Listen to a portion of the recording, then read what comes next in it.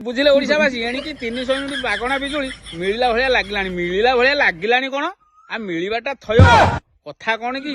ଏବେ ଗ୍ୟାସ ସଙ୍କଟ ପଡିଛି ବର୍ତ୍ତମାନ ଗ୍ୟାସ ବର୍ତ୍ତମାନ ଆଉ ବେଶୀ ମିଳୁନାହିଁ ଆଉ ନ ମିଳିବା ସକାଶେ ସେ ଓଟି ସିଟି ଭିଟି ଇଟିମିଟି ସଳେ କଣ ଗୋଟେ କହିନଥିଲା ନା ଯେ ତମେ ବୈଦ୍ୟୁତିକ ଚୁଲା ବ୍ୟବହାର କର ଆଉ ଏବେ ଲୋକେ ସବୁ ବୈଦ୍ୟୁତିକ ଚୁଲା ବ୍ୟବହାର କଲେଣି ଆଉ ବ୍ୟବହାର କଲା ମାନେ ଇଲେକ୍ଟ୍ରିକ ବିଲ୍ ଟା ଘାଇଁ ସାଇଁ ପାଇଁ ହେଇକି କଣ ହବ ବଢିବ ଆଉ ବଢିଲା ପରେ କୋଉଠିକି ଯିବ ସେପଟେ ବଡ ଇଞ୍ଜିନ ଆଉ ସାନ ଇଞ୍ଜିନ ପାଖକୁ ଯିବ ନା ନାଇଁ ଗଲା ପରେ ସିଏ ପୁରା ତ ଯେତେବେଳେ ପୁରା ପାଣ୍ଠି ଫୁଲ ହେଇଯିବ ସିଆଡେ କୋଷ ଫୋଷ ସବୁ ଯେତେବେଳେ ଫୁଲ ହେଇଯିବ ଆଉ ହେଇଗଲା ପରେ ଦେଖ ଆଉ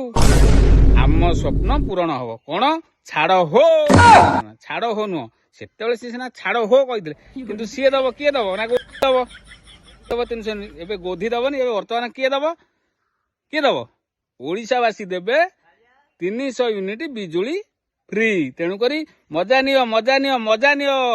ଇଲେକ୍ଟ୍ରିକ ଚୁଲାର ମଜା ନିଅ।